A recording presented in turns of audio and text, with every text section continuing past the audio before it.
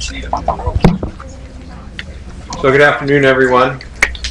I'd like to get us started here today on, I think, what should be a really fascinating and informative event. I'm Rob Atkinson, I'm president of ITIF, and we have great presenters and respondents today. Really some of, if not the leading thinkers in the IT sort of digital economy space. So what we're going to do is we'll hear from our three main presenters who are the authors of the book Code Halo, which there's copies out there, and I believe also if you want a signed copy afterwards, just come on up here and the authors will be happy to do that. If you haven't had lunch, there's lunch in here, and I apologize for the limited room, but if everybody gets a chance to squeeze in, there's certainly some more seats up here. So this, I think, is a really critical question that we're going to talk about today, which is how IT is creating a new era of disruptive innovation. Mark Andreessen, the famous founder of Netscape, inventor of Netscape, about a year ago had an op-ed where he essentially used the term "software eats the world," and very, I think, important concept. In other words, the softwareization of everything. And while perhaps it's not going to disrupt maybe the barbershop industry or the gravel mining industry, which are atom-based, it's going to disrupt lots and lots of industries, and we're already seeing that. Industries like healthcare, education, transportation, finance, manufacturing, government. And I think it's critical that we understand how these disruptions are going to occur. Our take on these disruptions is, while they might be disruptive, as Schumpeter talked about, there's this notion of creative destruction, that fundamentally these disruptions are going to be very, very good for consumers and very, very good for our economy. So the question is, how do we accelerate those while at the same time making sure that we minimize some of the pain, if you will. So let me introduce our speakers from my left, starting with Malcolm Frank. Malcolm is Executive Vice President for Strategy and Marketing for the firm Cognizant. For those of you who don't know, Cognizant is about a 20-year-old firm. It's one of the, as several other firms in the business, one of a leading provider of IT services to companies all around the world. He's joined Cognizant in 2005 and has over 2 decades experience in the IT industry. Prior to that, he was the president and CEO of CXO Systems, was also the CEO and chairman of NerveWire, and before that was a senior VP at Cambridge Technology Partners. He was the subject of a Harvard Business School case study on leadership and management, and was named one of the most influential people in finance. Actually, going slightly in order. Okay. Next is Paul Rohrig, who is the global managing director for the Center for the Future of Work for Cognizant. Prior to coming to Cognizant, Paul was a principal analyst at Forrester Research. If you don't know Forrester, they're like Gartner. They're one of the major groups out there that provides analytics and information about what's going on in the technology industry, and really has a great overview of what's happening there. In 2008, Paul was named one of the top service analysts globally, and he's held key positions in other companies, including Compaq and Hewlett-Packard. Ben Pring is the co-director for the Center for the Future of Work at Cognizant. He spent 15 years at Gartner, as I mentioned, another company that does industry analytics, and advised key areas there, including cloud computing and global sourcing. He was one of the lead analysts on all things cloud and wrote the industry's first research notes on cloud computing, believe it or not, in 1997, when I'm sure everybody said you were totally crazy. Next is Larry Downs. Larry is a longtime author and commentator on the digital economy and digital policy. He's currently project director at the Georgetown Center for Business and Public Policy. He's also, and more relevant to this particular event, he's co-author of a book with Paul Nunes called Big Bang Disruption, Strategy in the Age of Devastating Innovation. And also another book prior to that, Laws of Disruption, Harnessing New Forces that Govern Business and Life in the Digital Age. And finally, at the far end, David Moschella. David is a research director of CSC Leading Edge Forum. Computer Sciences Corporation, and in that position he guides a series of global research initiatives aimed at helping CIOs and other business leaders understand the digital economy. I've known David for he's almost 20 years now, and find him a very insightful analyst on what's happening in the IT world. His second book, Customer-Driven IT, How Users Are Shaping Technology Industry Growth, was written 11 years ago, published by Harvard Business School. And if you go back and you read that book, I think pretty much everything David said in that book has essentially come true today. So we have a great panel today, and we'll start it off with Malcolm. Well, thank you, Rob, and good afternoon, and thank you for joining us. It's in the year of the polar vortex. It made for a brutal winter, but it makes for delightful summer days in Washington, which is a welcome change. We're going to call a bit of an audible. I'm going to spend 10 minutes and tee things up, and then we'll get to a panel discussion. But just as an introduction, when we talk about this issue of the code halo and what is it, everybody in this room has a code halo. You may not recognize it, you may not see it, but lots of people can see it, and lots of organizations can see it. And in many ways, it becomes the real you. It becomes actually more real than your physical presence. We all have a physical presence, but now what happens is we all have a virtual presence, and it is getting richer and richer by the hour. Every time you go online, conduct a search, go on Waze, use your GPS, use a Fitband, walk or drive through an Easy Pass, you are leaving digital exhaust, you're leaving digital footprints, and it creates the virtual you. And as an example, if I walk into a retail store, Rob was talking about maybe the barbershop won't change, but if I walk into a store to buy a stereo, some clothing, whatever it may be, that salesperson is going to look at me and they're going to try to size me up, and we've all lived through this, and it can be frustrating on both sides, but they're going to look at me and think, okay, middle-aged white guy speaks a certain way and dressed a certain way, and they try to determine how to best interact with me. But consider what Amazon sees when they see me. They don't see me physically, but they see me virtually and in a way that has incredible insight and incredible sophistication. It's how Amazon understands my taste in literature much better than my brother. It's how Netflix knows what film I want to watch on Sunday evening better than my wife, who may be sitting on the couch right next to me. And you get to this, like the Pandora effect. I grew up in the center of the universe. It's better known as Cleveland. Now it's the center. No, yeah, and mind you, it's growing up in Cleveland in the 70s was tough. So I've heard all the jokes when the river caught on fire and Kucinich took a bankrupt and all the rest. So we don't need to go there. But we had rock and roll, and I thought WMMS was the greatest rock and roll station in the world. But the first time I heard Pandora, it blew my mind.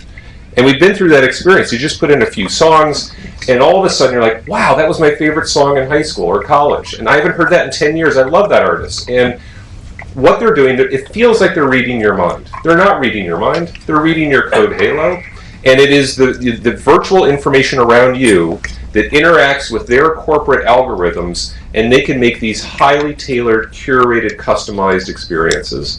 This has become very powerful. We are all gravitating towards this, and it's raising enormous questions around how organizations should be structured, what is the role of policy, what is the role of governments, and this is going to be a story for a generation. We're going to be dealing with all of these implications for the next 20 years. But to give an idea of how powerful this is, I'll talk about it at a personal level and then at a industry level. At a personal level, just a few things on your musical tastes and why they may be important. It turns out if you say Garth Brooks is one of your favorite artists, more than 90% of the time you will vote Republican. Now that may seem like a pretty obvious one-question IQ test, but for people that are Beyonce and Madonna saying that those are their favorites, they swing just the opposite way. And now firms like Pandora have figured this out. They're actually selling their data to different political parties that are then providing very tailored ads, not knowing just how you vote, but what issues are most important to you. Other things, it turns out if you like Justin Timberlake and listen to a lot of that, you really like Pixar films. If, for example, you like Jimi Hendrix, it turns out you were probably a science fiction reader. A strange one, if you like grunge music and listen to a lot of Pearl Jam, every year the Academy Award list comes out, you agree with it. You're like, wow, I like all those films. If you're a Kenny Chesney fan, that list comes out and it is a mystery. You're like, who are the people that select this? I don't get it. Doesn't make any sense to me. Here's the point, is that your musical tastes also provide insight into you around relationship status. Are you in a relationship or not? Are you happy in a relationship or not? You may have seen this Facebook release this information about 3 months ago that based on posting patterns, they can recognize when two people are going to start dating each other before those two people typically know that. So, Facebook will probably send you an email and say, can you just get on with it? We know where this whole thing's heading.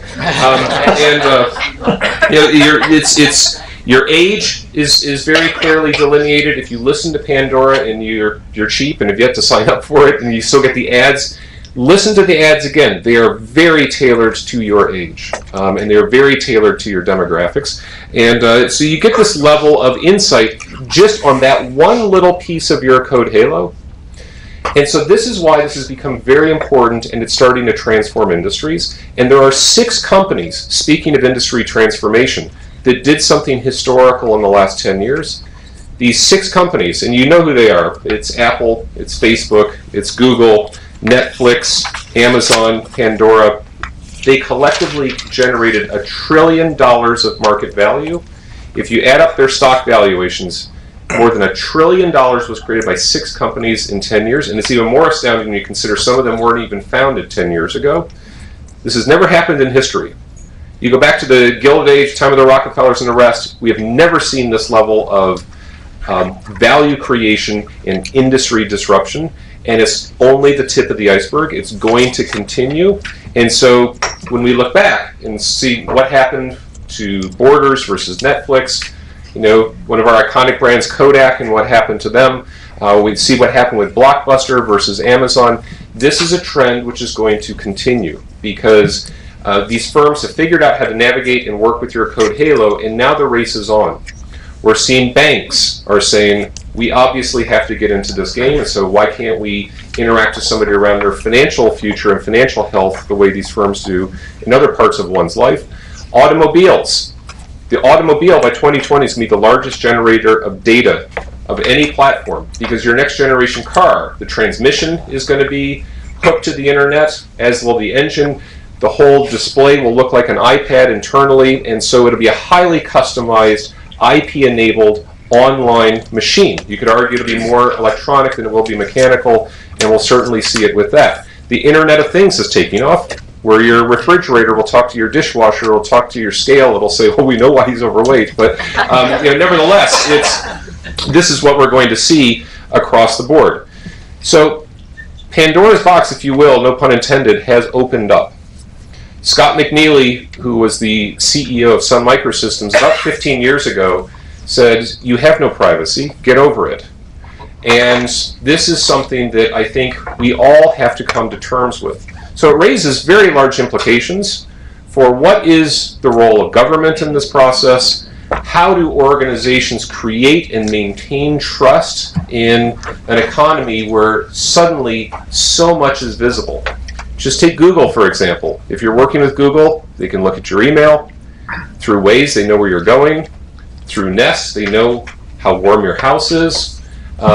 Through your search records, they know what you're looking at and what you're reading, and suddenly that's one company that has an extraordinarily rich insight into individuals. So this raises enormous issues, and we'll certainly talk about that with the panel. So to finish up, we tell people, sticking with Google is not to be evil. Don't be evil 2.0 is what not just or companies will have to face, but we believe governments will have to deal with as well. And speaking of governments, we have a perspective that the technology is now moving so fast that legislation won't keep up. So we're going to live in this world where legislation is always 5 to 10 years behind of these transitions, and it puts enormous pressure on all institutions to behave ethically, to manage with trust, to be open and transparent in what they're doing. And if you look at it, to view it optimistically, there haven't been any massive blow-ups to date because companies get this.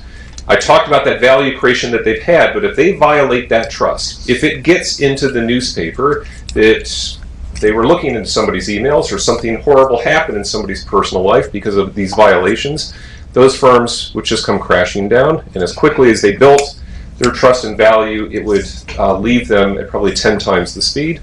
So we think that there's some reinforcing structures in place, but nevertheless, I think a lot of folks recognize that this is exciting because we all want to live in these virtual worlds.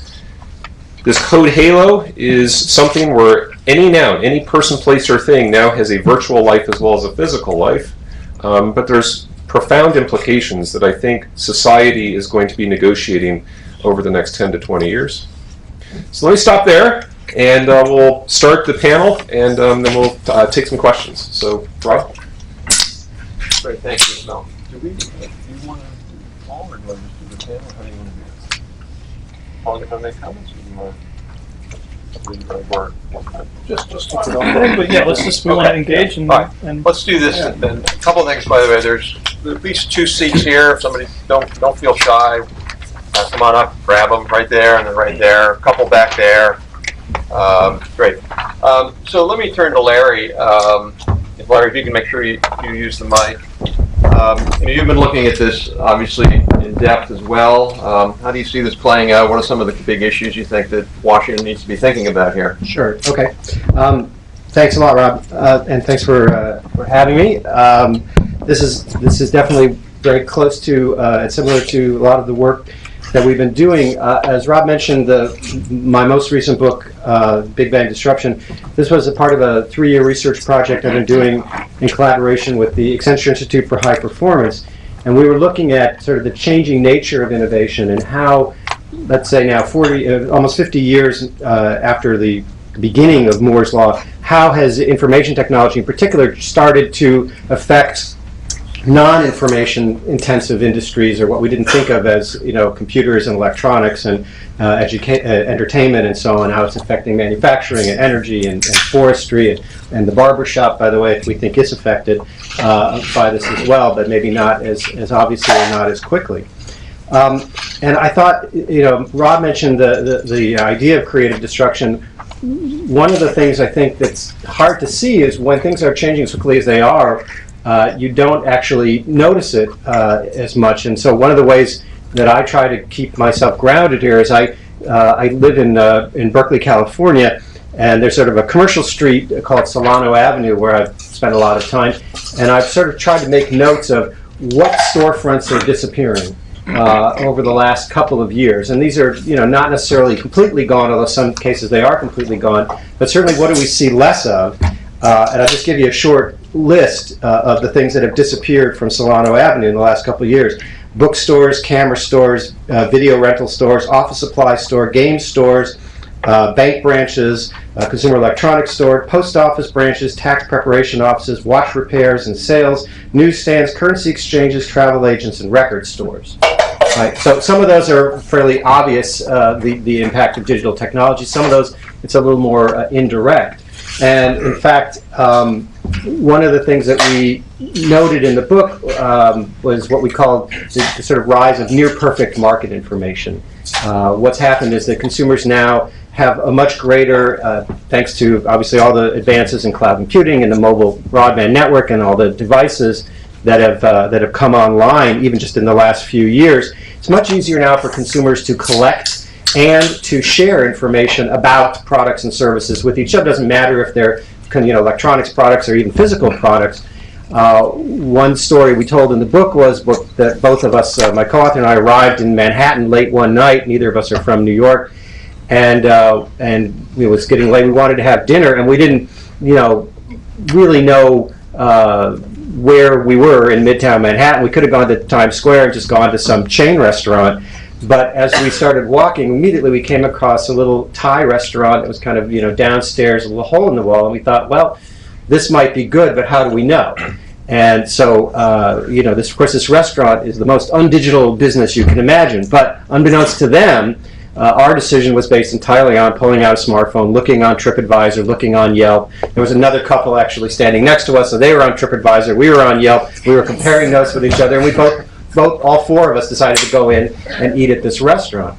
Well, this is, this is sort of the future, I think, is of consumers selling to each other. And there's a great example of this kind of tongue-in-cheek if you know the most recent set of commercials that HTC has been doing for the HTC One with the actor Gary Oldman.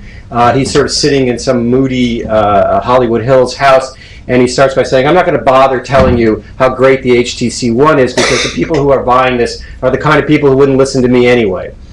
So just go check on the internet and see what people are saying about it, and I'll wait. And then he sort of sits there quietly for 10 or 15 seconds.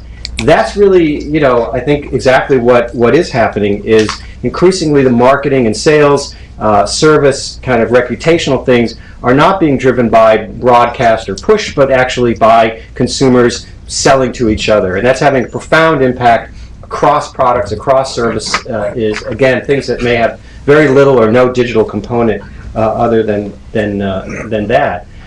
We come to the conclusion, we looked at about 30 different economic market segments across industries, couldn't come up with a single one that we thought was immune from this transformation, some much more quickly than others, and I think one of the main indicators of whether an industry is going to change quickly or slowly is the extent to which it's already highly regulated. It may have a long legacy of regulation. That, not surprisingly, has a tendency of slowing or skewing the direction of the transformation. But also, at the same time, I think we're going to see this in healthcare in particular, is when the transformation does come, it's that much more dramatic because there's sort of all this pent-up consumer demand for a better, more efficient way of doing things.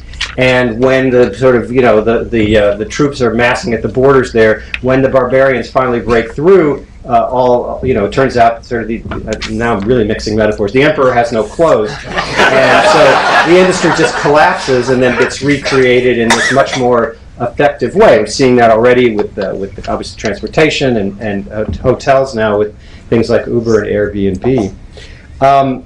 So I think to wrap it up and bring it back to Rob's question about what does this mean from terms of the role of government, we're very optimistic about this. We think one of the things that comes out of near-perfect market information is, as I say, consumers in some ways are able to much more effectively and much more efficiently regulate the market. And I'm not saying perfectly, but much more efficiently regulate the market than regulators, traditional regulators can.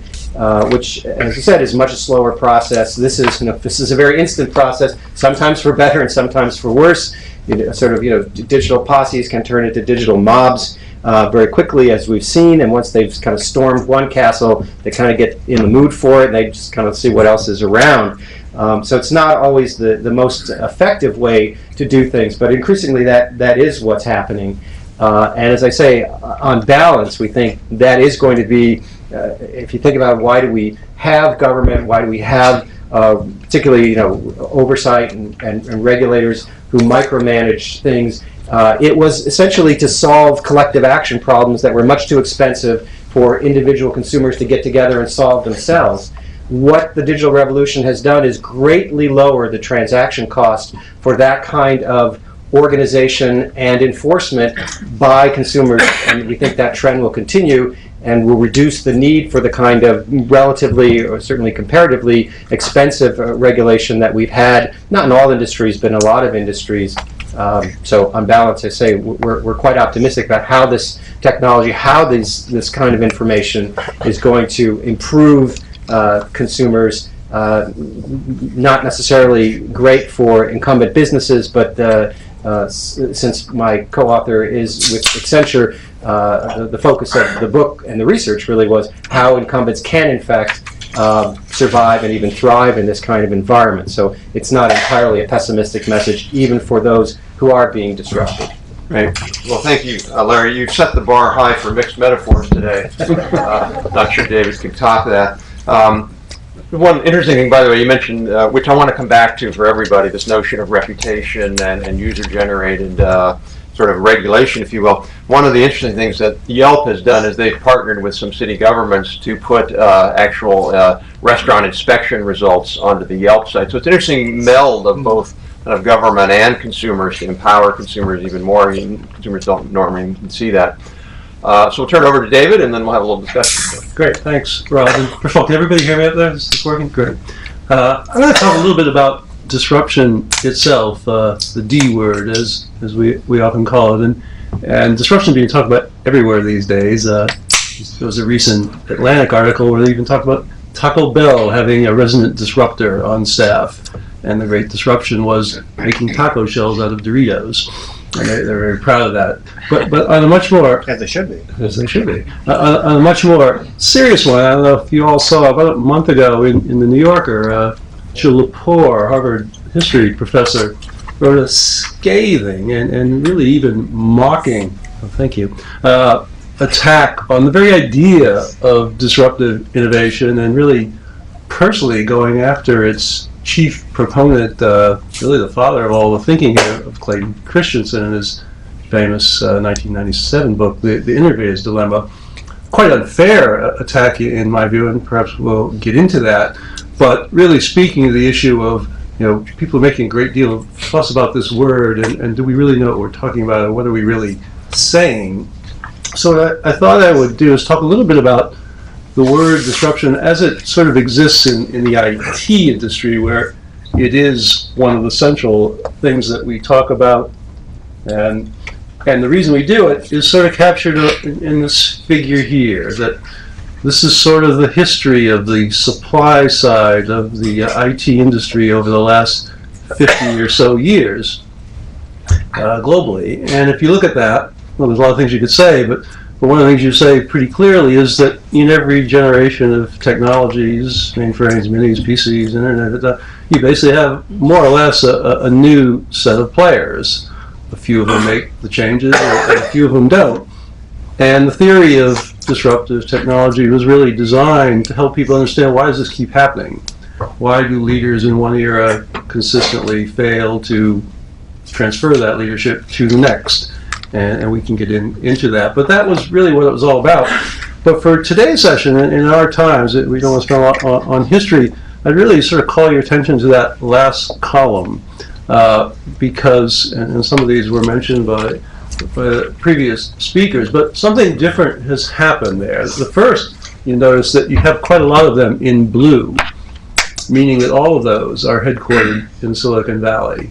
Now, Silicon Valley has been a big force in this business forever, since the 30s, arguably, at least since the 70s, with microprocessors. But this generation is even much more concentrated in the Valley. So when we talk about disruptive change, there's something happening there that I'll speak to a bit more in a second. But the second thing that's important about that list on the right is that, unlike all the other lists, the mainframes, all the other ones were essentially technology companies, and they sold technologies to traditional companies or governments or banks and such things. But the lists on the right are not that. They are attacking particular industry sectors, music, books, TV, video. You see them aired in hotels, all taxis, all the things you see there. So the nature of disruptive change has taken a sort of a big step forward. It's no longer just sort of technology companies disrupting themselves, which who cares really, unless you're in that business. But now it's technology companies taking on what people that used to be their customers. And so that's quite a significant change, and I think in many ways it's the biggest reason why people talk about the D word so much there. And the other thing that you might derive from this figure a little bit more indirectly is that all of those firms in the right there, virtually all of them, have extremely high market shares in the fields that they're in. They basically dominate their categories. And there's a degree of industry concentration that comes with this series of disruption that is just different than what we've seen before. There's millions of taxi cab companies out there and millions of hotel chains, but there's one Uber and some would-be Ubers, but they're very small, and there's one Airbnb and there's some would-be ones. But you have these dominant players, so you have these two main changes, actually three. The increasing shift to Silicon Valley, increasing focus not on technology itself, but on sectors of the economy and much higher levels of concentration amongst the winners than we've ever seen before. And I think those are the three things that make this a good time to be talking about disruptive. This golf? It got disrupted. Got disrupted.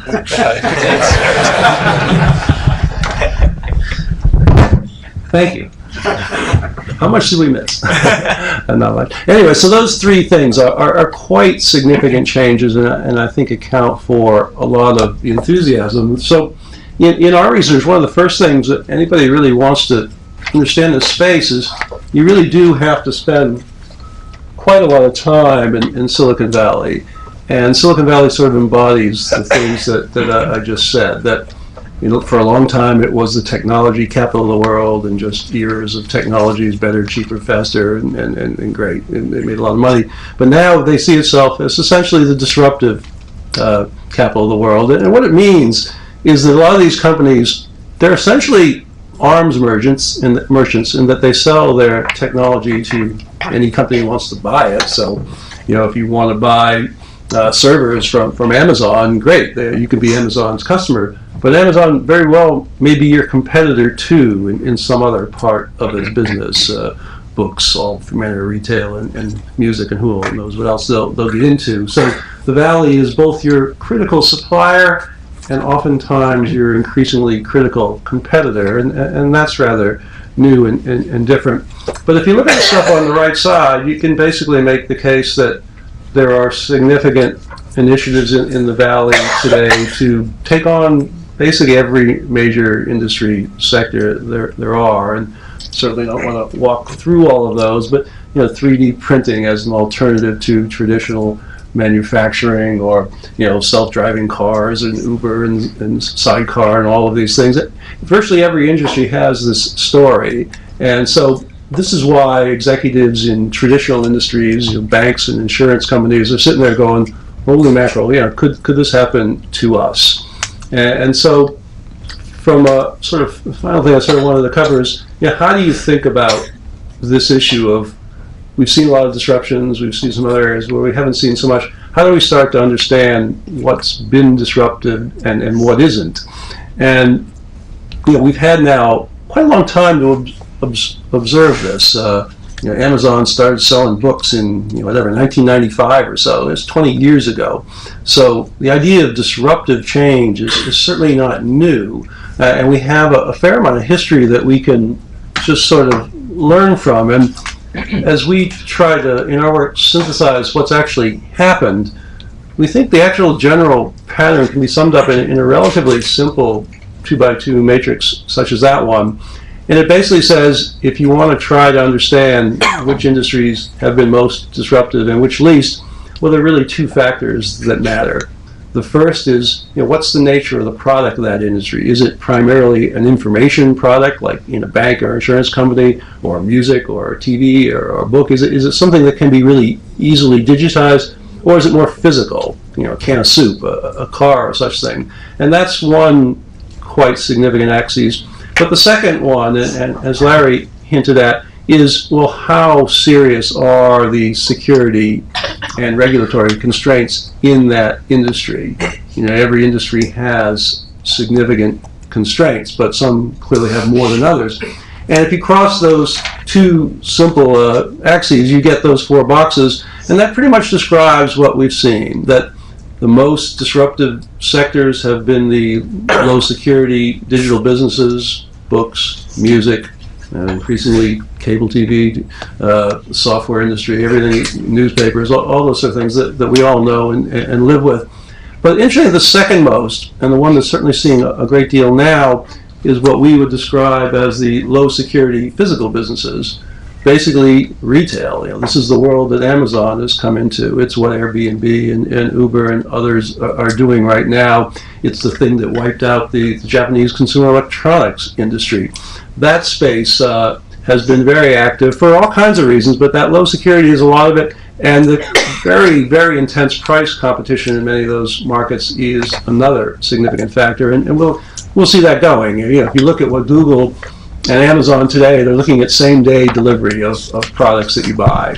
And if they do that, the blow to traditional malls, stores and such things supermarkets is enormous. So you have a lot more potential disruption coming there. But the big questions in the marketplace today are really in the top half of that chart, particularly the upper right-hand corner. What's going to happen to those traditional high security businesses, banking and insurance, all of it, by and large have not been affected. The big banks today, the big insurance companies haven't changed in a long time. They buy and sell each other and put new names on themselves, but they haven't changed dramatically. But if you look at the banking industry today, you look at Bitcoin potentially taking currency out of the banking system. You look at Lending Club and new ways of lending. You look at Kickstarter, the crowdsourcing lending models going there. There's just a wide range of activity trying to slice off various chunks of that business. Insurance is another one that has had less, but our insurance, we have a lot of clients who are insurance companies for whatever reason. And one of the things they say to us is just, young people hate our products. They don't like doing business with us. They don't want to see our agents. Someone's going to come in and figure this thing out, and someone's going to Uber us and just make this a much simpler thing than what we do today. So, from a sort of current assessment point of view, and in terms of real economic impact, that sort of upper right quadrant is the main one that we're focusing on. The upper left one, there's lots of things that can go on there, drone warfare and cyber, all kinds of, and new energy sources, but that to me is farther down the road. So you see tremendous amount in the lower right, quite a lot in the lower left, and the upper right is sort of the big one that we're watching right now. Great. Wonderful, David. I'm really glad that, by the way, that in the upper right in the blue, you should put think tanks. No way that is getting disrupted. So I want to ask a question, maybe to Paul or Ben. This is you all have sort of lists in your book. You all have industries that are being really affected by all of this. And for me, I'm thinking this is great because this is going to lead to just so much more consumer value and choice and connectivity. But it's kind of disruptive. It's scary. It's people don't like, fundamentally individuals don't like disruption, and they vote and they talk to their member of Congress about that. Sometimes it's more concentrated from a business. How would you say, if you're briefing a member of Congress, why should they want to have this? Why should they not just put the brakes on right now?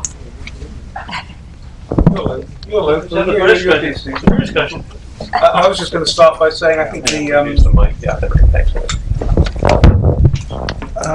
was just going to start by saying that I think the barbershop is going to be disruptive. It's going to be the Amazon drone. It's just going to be circling around your head and cutting your hair for you.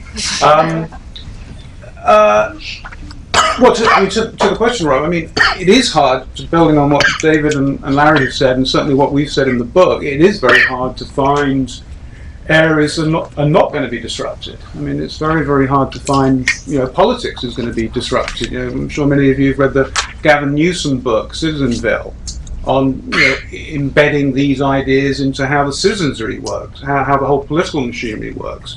Even here in this town, the president has issued an edict, make everything machine readable. That was a pretty significant move last year. A groundswell of innovation and disruption is going to stem out of that.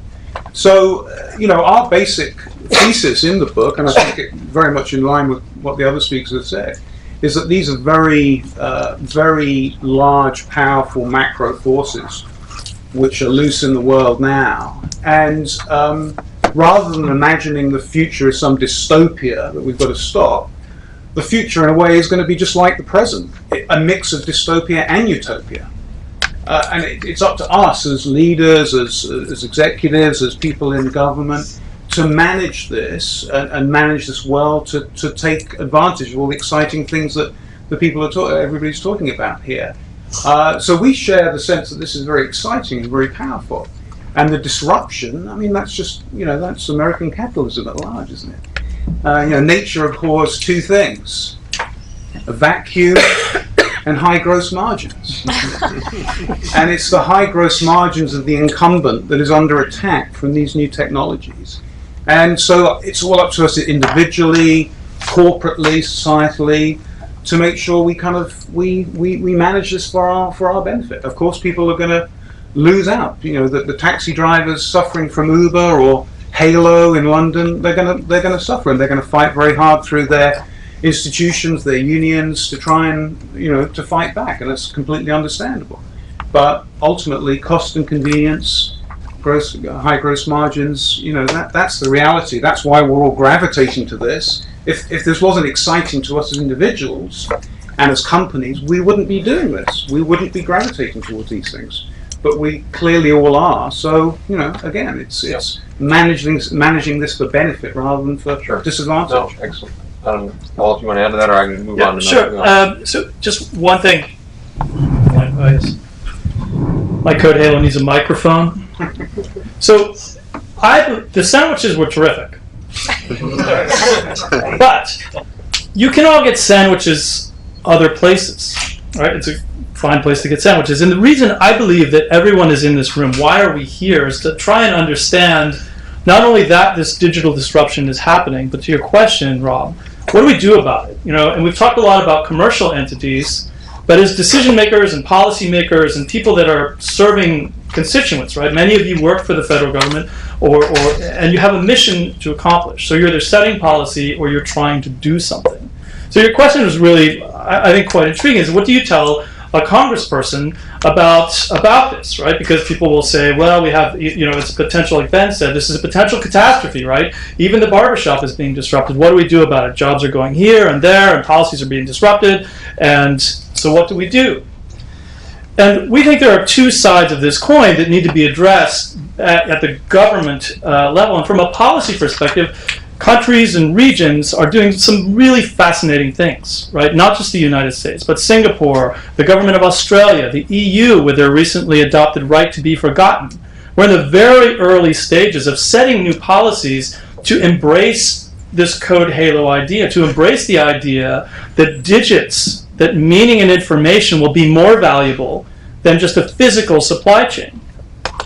One thing, you know, we talked a little bit about the Department of Defense. The Department of Defense is doing some really amazing things in terms of creating new ideas, of crowdsourcing application testing, of crowdsourcing, in fact, design of troop carriers. So I would look at some of these examples at the U.S. federal level of Code Halos in action that are tremendously exciting. They're cutting development time, they're cutting costs, they're improving security, right? You can look at census, you can look at labor, you can look at industry after industry, sector after sector, agency after agency. We're in the very early days of not only beginning to embrace the right to be forgotten and policy around information, but also how do we deliver new services? How do we deliver services better? Right? The reason that the government of Singapore is creating Code Halos around vehicles to manage traffic, to manage tax revenue, those are some really exciting innovations at the government level, where they're not only creating policy, but they're also creating new products and new services to deliver on their mission more efficiently and effectively. So government right now, we think, when you look at the early winners, it's fun to look at the $1 trillion club, but government agencies are also getting on board very quickly. And so what we would tell Congress is the decisions that we make now over the next 12, 18, 24 months will set the trajectory at a policy level as well as new services. And so the decisions that we make in the near term are going to be tremendously impactful to delivering on the mission and setting us as a country, in fact, on a better or worse path in terms of global competitive differentiation. No, that's a good point. Which we haven't talked about is competitiveness around this, and that's the great thing about the U.S. in this industry is we do lead the world in digital transformation by far, and it's critical we keep doing that. So I want to raise two more points, and then we'll open it up for everybody here. One point has to go to privacy. The big elephant in the room. Because again, that probably so here you're a member of Congress and you got two things. You got incumbents coming at you telling you that this is terrible and they're all going to go out of business and stop giving campaign contributions, and all of your voters are saying that their privacy is going to be taken away. This is really one of those win-wins, right? How do you respond to the, Malcolm, you responded a little bit, basically saying that it's in their self-interest to do this. I don't know, anybody else want to jump in on that? Also maybe issues around data anonymization and how that still enables innovation. We just issued a report with the Ontario Privacy Commissioner on data anonymization, but any thoughts on that? How do we think about this privacy question? Yeah, it's a couple things. One is just to finish up on disruption. That 125 years ago, more than half of Americans were working on farms. Now, we could have frozen things there. This half of the room would be pulling turnips out of the ground and milking cows right now. But what we're seeing is that disruption in the American context has led to an incredible value creation, and I think it's flown through the citizenry in a remarkable way. So hopefully that will obviously continue, and there's a faith in that future. But when it comes to privacy, I think it is the thing that could put the brakes on all of this.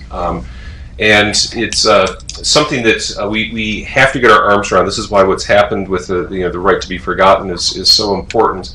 But it also has to occur at organizational levels, and then to get legislation to go around that as well. I think there's probably going to be a killer business that comes up in the next 10 years, which allows people essentially to manage and own their own code halo the same way you have a set of keys that open physical doors. It goes into your house, it goes into your car, that you could just carry it around and you could just plug it into organizations. So you could walk into a hotel and say, hey Marriott, I really want you to know me. And so boom, here it is, and get the room ready for me. But then when I leave, I don't want you to have that information about me any longer. And so I think we're going to have portability of code halos with virtual keys, if you will, and have people just pick and choose. I think that's one issue. A second that can't be overlooked is the millennial generation. I'm in my late 40s, and folks in my 20s continually remind me how old I am. And it's on this issue. It's fascinating because the generations, it's not like the Woodstock generation. They dress the same, they listen to similar music, but around privacy, it is a true generational fault line. And those that grew up online are much more open about this, and they actually look at people in my generation with incredible suspicion. They think you got stuff to hide at worst, or maybe or at best, or maybe you're dishonest at worst. Why can't you be more transparent about these different facets of your life? So this is another consideration. And to Dave's list, the companies that are disrupting, not just the criteria he had there, but it's the average age of their customer. And those that have a younger demographic are the ones that are shifting, because the younger generations are much more open about privacy issues than our older generations. Larry and David. Thanks. So I'm very pessimistic about the prospects of solving the privacy problem with any kind of legal solution. I actually think what's going on with the right to be forgotten is a good example. It's going to be a good test case, because we're already starting to see the implication of it being what happens when you remove from the digital sphere information that is in fact accurate and correct, but that somebody doesn't like. And what we find is that there's a real not in my backyard kind of attitude towards privacy, which is I want to know everything about you. If I'm going to interact with you in any social or business or whatever context, I just don't want you to know about me. And so we love these services, some of the ones that we talked about at the beginning, that learn about us and customize things for us as a result. But when we take a step back and think about what they're doing, it's very creepy. We have this sort of visceral, creepy response. My sense is that response doesn't last very long. In fact, it lasts a shorter period of time all the time. And in the meantime, if we have run to our elected representatives and said, solve this problem, solve this crisis, make whatever it is, the super cookies of a few years ago, whatever the crisis is, make it go away. Of course, by the time the ink is dry, the problem has evolved or morphed or moved on or been solved. I don't know if anyone realizes, but in the United States, it's been illegal to send spam email since 2004 under federal law. How's that working out? Clearly, the law is not the source of solution. And it is, I think, back to your earlier question, Rob, it is the one place where, I don't think, generally speaking, consumers don't object to the disruption, because from their standpoint, it's not disruption, it's a continuous improvement. So we like things that are better and cheaper, it's the incumbents who are much more likely to be running to their regulators or to Congress to ask for help in slowing down the pace of change. But for most of these advances, most of these innovations, consumers don't see the disruption. They just see it's better and it's cheaper than what they had before, and they're great with it. Privacy is, I think, the one big exception, and I agree that the solution will be essentially a market-based solution where we kind of work out the rules ourselves, but we aren't going to get those solutions from our electorate. If anything, that will slow things down or move it in the wrong direction. David, then I want to move on to one. Yeah, thanks. And while I agree with everything everybody just said, I actually take a quite different view of this. And I think the IT industry has to do a better job on the score, because I think the reality is that information technology has substantially increased individual privacy on balance. And I give you the case of people who grew up in small town America, where if you wanted, people in the bookstore would have known what you were reading, and if you wanted certain things, they put them in a brown bag for you. And if you wanted to date someone, well, that was the thing of the whole town, and it was something that you could never really keep particularly private because the pools were so small, or if you had any particular medical ailments, particularly sensitive ones, where would you go to learn about such things?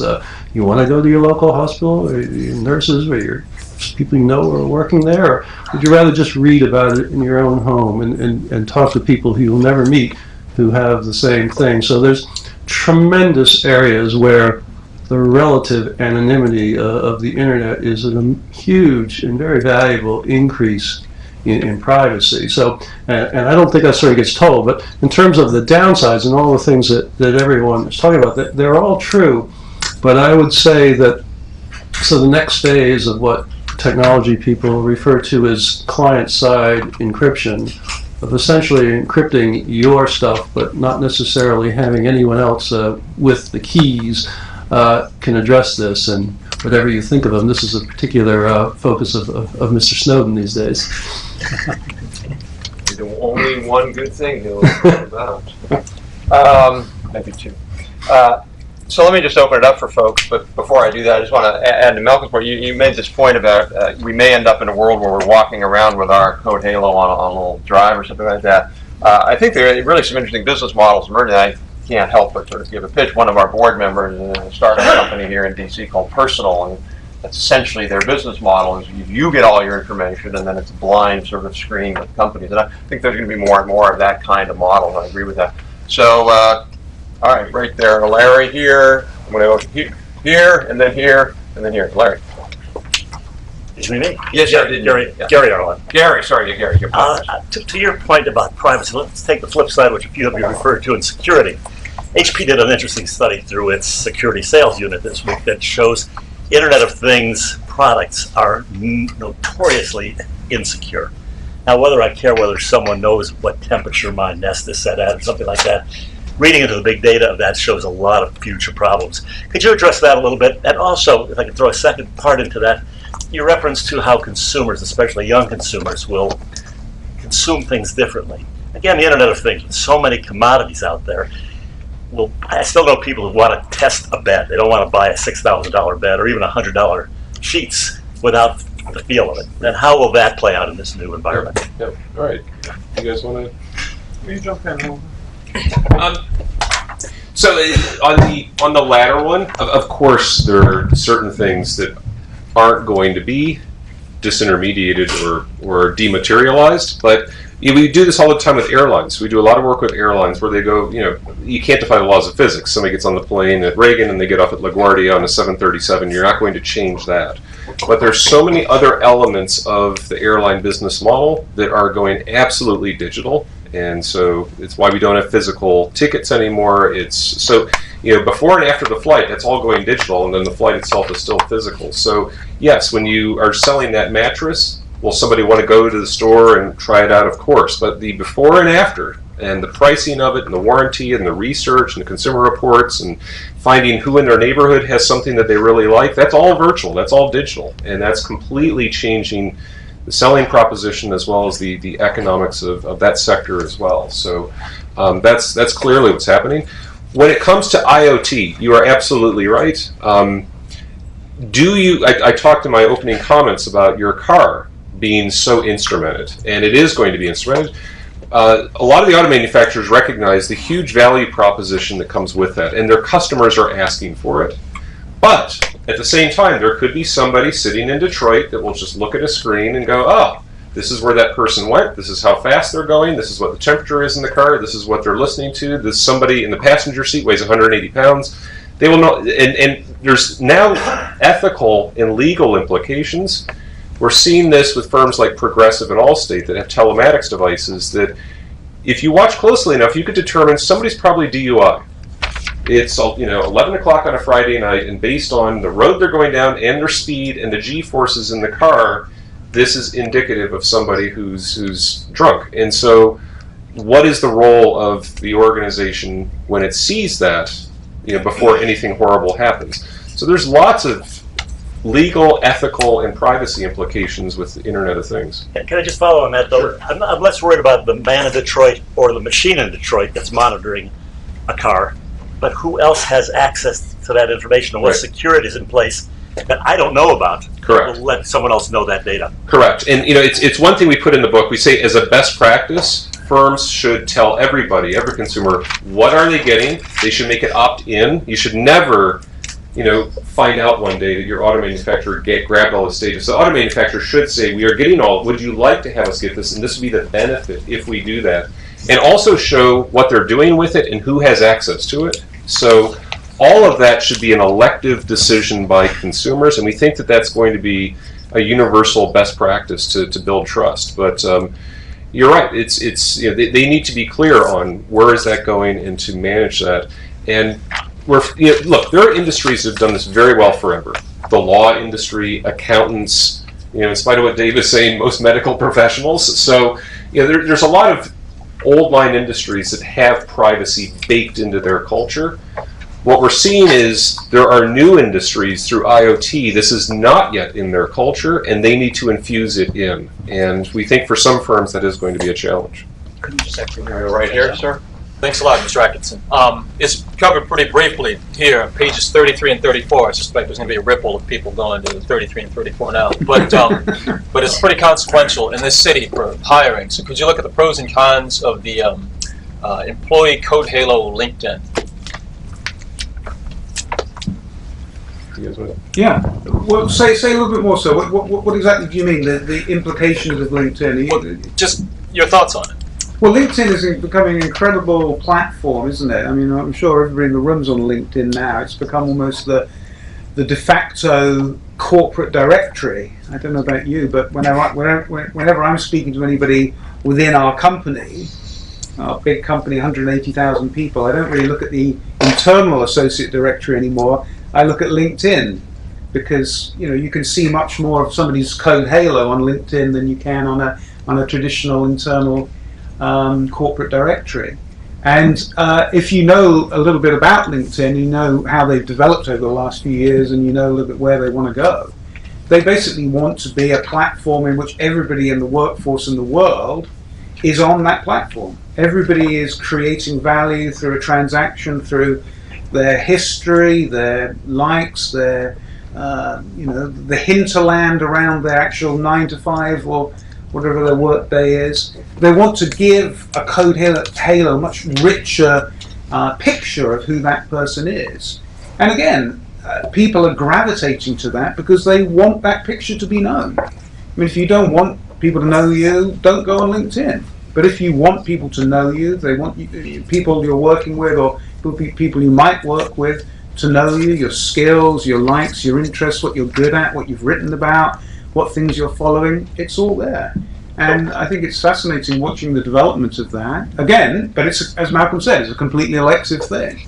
If you're uncomfortable with that, if you're uncomfortable with the security implications of that, the privacy implications of that, well, it's a pretty easy decision. Don't go on it. Maybe, I don't want to read into your question, but when you asked your question, what I thought about was, are there implications for that for racial discrimination in hiring? Because you could argue to go either way. You could argue you could screen, if you want to screen for race, you could. But on the other hand, you have a lot more information than you would have otherwise. Right.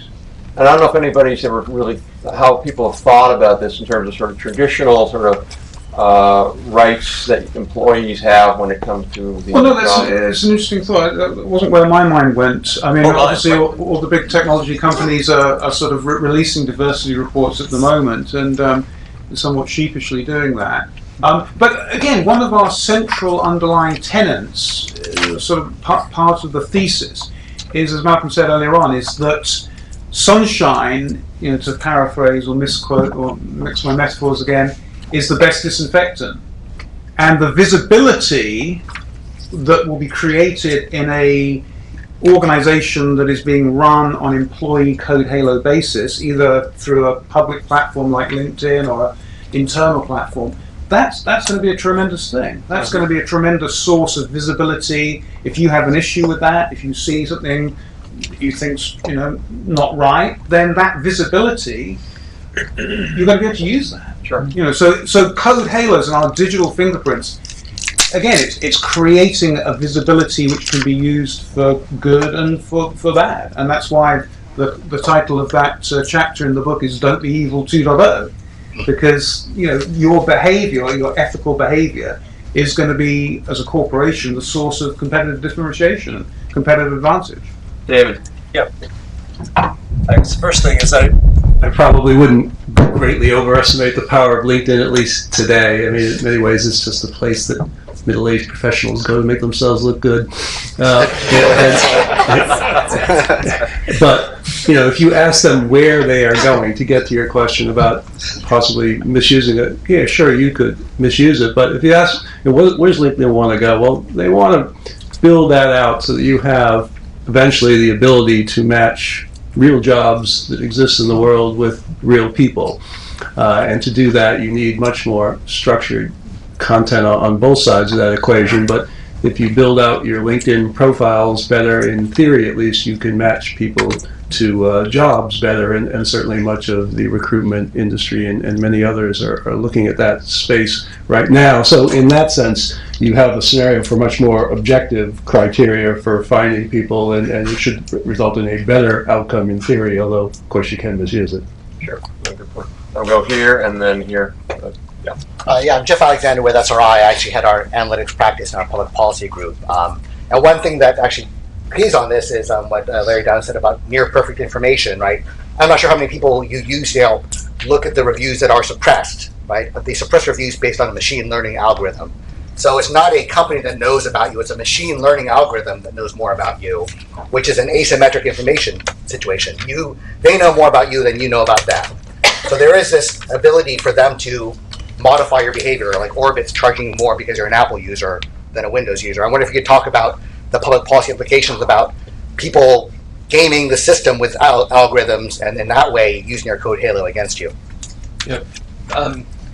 We're seeing it in business. It's we did some work with MIT, and MIT's done research to look at, on Amazon, Republicans and Democrats, and it turns out that they're just going into these two little enclosed worlds where the reds are reading the same stuff and the blues are reading the same stuff, and they're recommending to each other, and there's these little echo chambers, and they don't cross one another, and that can become very dangerous for society. I saw it both with the W election, where I had friends up in Boston say, I don't know anybody who voted for him. Well, they're like, well, somebody did. It's so you start to see it. But the point is that businesses are starting, that just to your point, they recognize who you are and what you want, and they start narrowcasting to you again and again and again and again. And we think that individuals need to take responsibility because it's seductive and it's exciting, and that's what these platforms do. You go and listen to the same music, or talk to the same friends, or read the same things, and I think there's a value of just opening up the Sunday New York Times, and you may not like everything that's presented to you, but at least it opens your mind to new things, and I think that's what people need to learn to fight when we get to these algorithms that start narrowcasting and driving you down something that they've recognized that it's what you want and what you like. Just a quick clarification on the Yelp thing. Yelp does this. They have an algorithm that is designed so that you can't game the system. So people who would say, oh, I want to get my friend's restaurant 25 great ratings, that's what that algorithm is designed to do. It's designed to basically make it so that only real ratings are on there. And so that's an interesting point, how machines now can actually do that and get better ratings. So I'm going to go here and then right there, yeah. Jim Sang, questions for Mr. Frank. You mentioned, talk about corporate self-interest as being a good motivator, but you also pointed out that companies die. What, in fact, is the status of this kind of information? It's fairly clear. I can see what happens in an acquisition. What about in liquidation? Do the courts actually worry about who is getting it? And is this something that, since the government does bankruptcy, where does this kind of information fit into bankruptcy? It's a wonderful question, and I think we haven't crossed that river yet. And the reason we haven't crossed it, most things being liquidated are widget-based businesses as opposed to digital success stories. So that's yet to occur on a real scale basis. And so it's, some of these firms, you get platforms like MySpace that sort of never died. It just quietly limped along. So we've yet to, I think, see that at scale. It's a fascinating question, and I wouldn't guess to an answer. Yeah. There seems to be, I'm Dick Benada from Institute of Defense Analyses, there seems to be a concentration dynamic that is shown in your charts and in some of the discussion about how, you talk about the Errol's kind of phenomena here, where you had the video stores, then you have it concentrated down at a Blockbuster, now you have just Netflix. You see it in some of the other industries. Is there something about the focusing of the concentration of information and the power of that creates a dynamic towards concentration, but isn't there also then a competition between those concentrated industries at the same time? Yeah. Go ahead. So that's a terrific question. And one of the things we address in the book is, and we haven't really talked about it much today, is there's, of all of the industries and sectors and business processes that we've looked at, and there were a whole bunch, they follow a similar trajectory and something we call the crossroads model. I won't go into each phase, but when you look at the winners and the losers, and again, we're in the very early days of this shift, but even now, where we have not as much data as we'll have in a couple of years, the companies have followed a very similar trajectory. Something happens early on where there's almost a sense of ionization, if you will, within a process or an industry, where people will begin to innovate. A spark of an idea will emerge, and a new technology, a new business process, a new algorithm, a new device will mature very quickly and then be able to drive a significant shift. And you mentioned the movie industry, and that's exactly what happened, right? It was in the early days. It was like, hey, I really want to watch this movie, but my Blockbuster doesn't have it, and then Netflix came along. They would mail it to you, and it became just another distribution mechanism. But what was really interesting and informative about the Netflix example is, as they did that, they began to get smart. They didn't only just mail you the movie.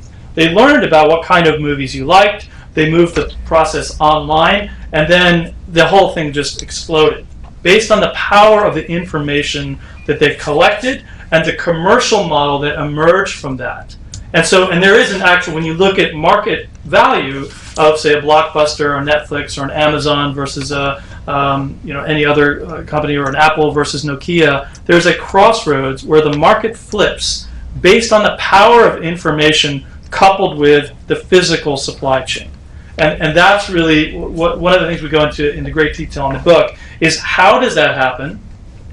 And then also, what can you do in each phase? If you're a bank, or you're an insurance company, and you're working on pensions, or you're working on loans, for example, what should you do? What kinds of signs should you look for? What are the keys in the market that you can see, hey, something really interesting and weird is going on in this space, and then what should we do about it? How should we find new ideas? How do we implement and pilot examples and then get smart? How do we begin to collect data so that we can create a true code halo solution?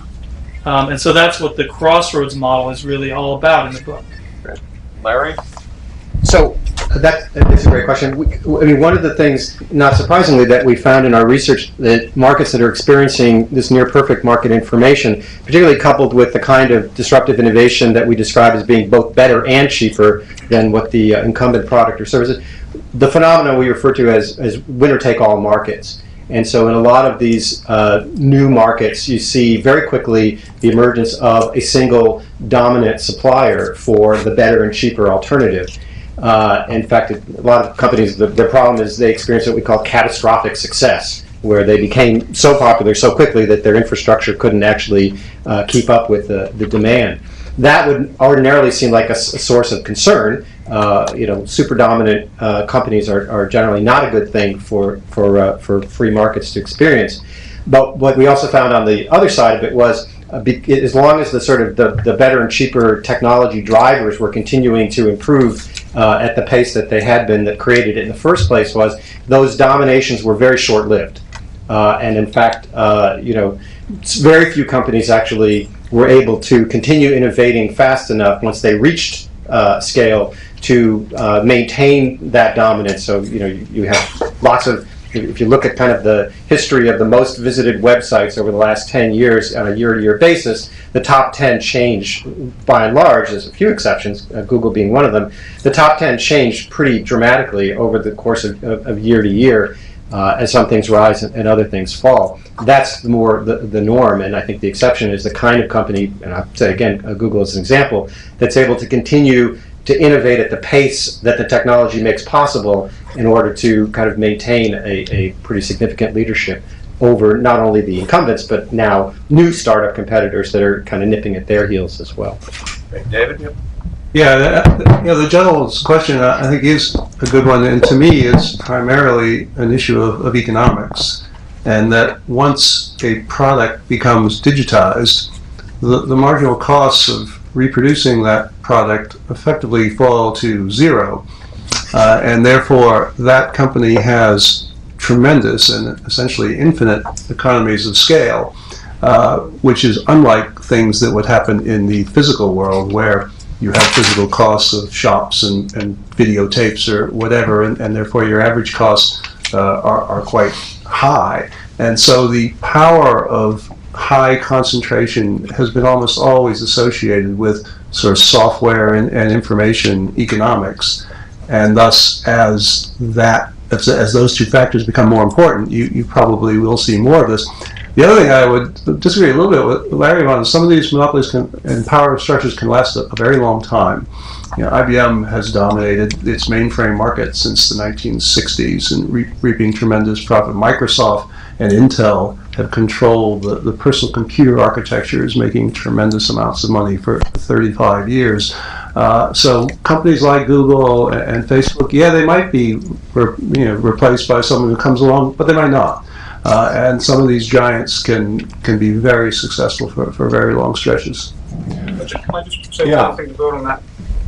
Tell you the industry that really does need disrupting is the battery industry. This one is dead, and nobody's coming up with a better battery at the moment to power these things. But I mean, it's a good point, David. But I mean, for those of you who track these things kind of in real time, and perhaps even in your 401ks, you will know what's happening, all the rumors, all the analysis, all the thinking going on about Apple at the moment. So Apple, this dominant company, the richest company in the history of mankind, and yet all the vultures are circling around it. So, the rise and fall of empires. And going back to my little gag earlier on, nature abhors high gross margins, and the high gross margins of the incumbent, even in an industry which is, as you said rightly, sir, consolidated around information. Sometimes they're the most precarious and the most attackable industries, and Google's 20 years old. Who's to say that we'll be talking about them in 10 years' time? That's the fascinating, exciting thing about this industry, and why it's so interesting to be involved in it. Yeah, I just add one point on that, because we write a lot on competition policy. In fact, the report we did called Economic Doctrines and Antitrust. And in Washington, I think there's an overemphasis on competition as an end. Competition is not an end, it's a means. And I think when we're talking about these digital industries, where would we be better? Are we better off with one provider who has maybe some supernormal profits, but incredible scope and scale and efficiency, versus 10,000 little guys with no market power but incredible inefficiency? And I think clearly it's the former. Less competition, but a lot more consumer welfare. And I think we just have to rethink competition, particularly around these digital industries where you, as David said, you have zero marginal cost. So Couldn't agree more. we'll go here and then here. Yeah. So building on Paul's comments, this is a really excellent panel, so appreciate your convening such a great group. I see that this Code Halos looks like a playbook for businesses, for corporations. How could this be tailored for federal agencies, or how might you reconfigure some of your thinking?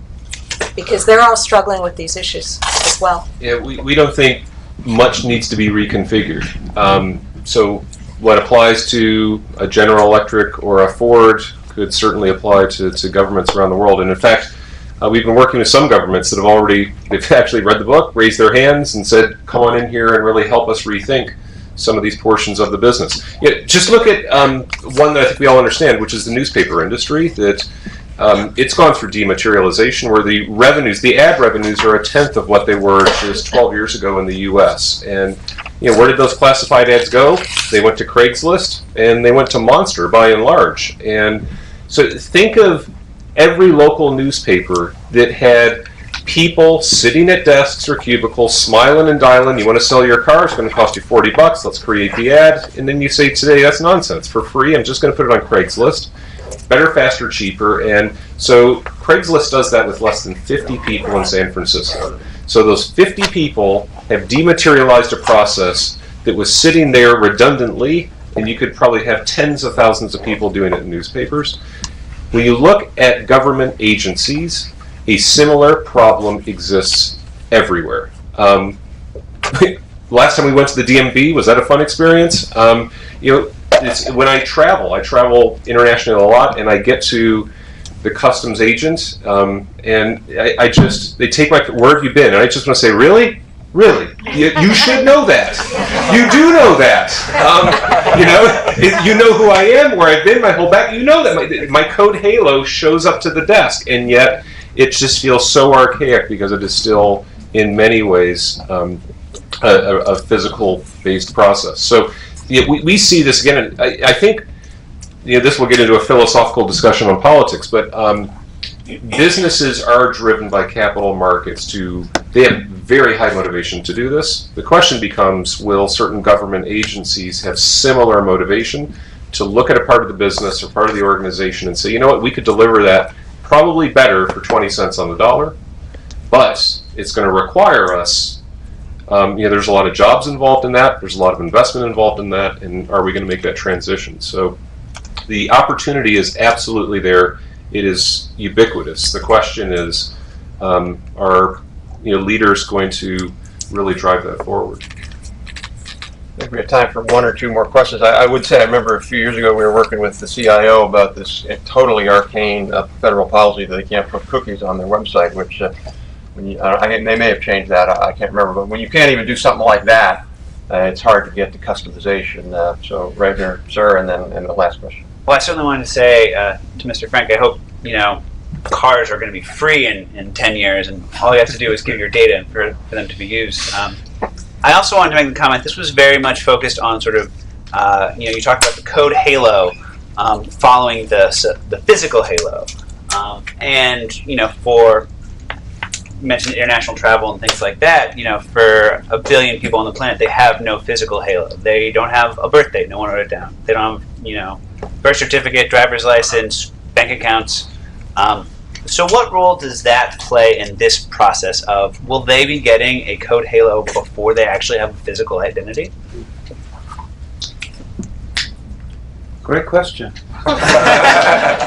You take it, Paul. That's all the time we have.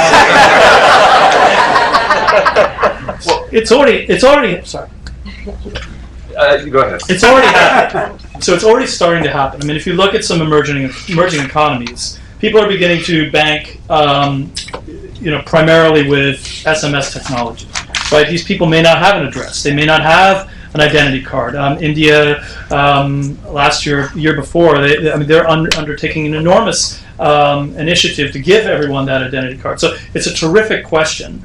So part one is it's already beginning to happen. So Code Halo's maybe not as rich as all of ours in this room, but they are beginning to emerge. That's part one. Part two is the future is unevenly distributed, right? So certain elements of technology enablement and the ability to integrate digital value with physical value, that's going to emerge in certain locations and markets before others.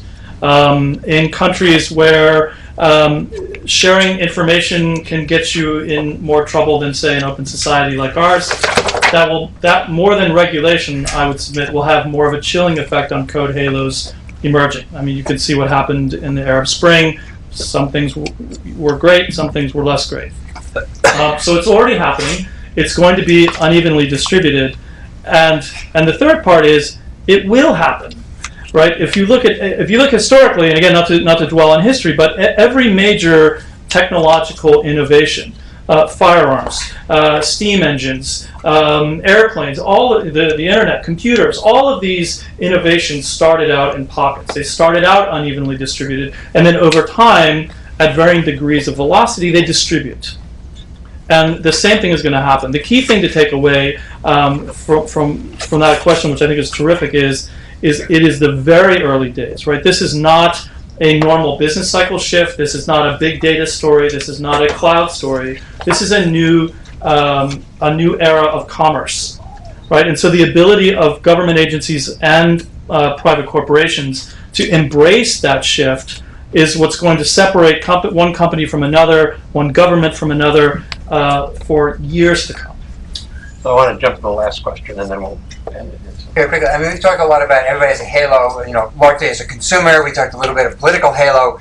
People also have halos as workers. Mm-hmm. And one of these changes that's taking place is a lot of people's halos are getting pretty dim with the disruptions that are taking place. But I just wonder, from that perspective, what do you see happening from this disruption, and how do people build a halo? How are these halos perceived? No, it's. Let me break it into knowledge work and physical work. Let's just start there. On knowledge work, I'm actually quite optimistic about this because it's about getting the right person with the right skills in the right place at the right time, and so halos will enable that to occur. So if you are at a law firm and you need to get the right person, it's sort of an arcane case about as best whatever it could be.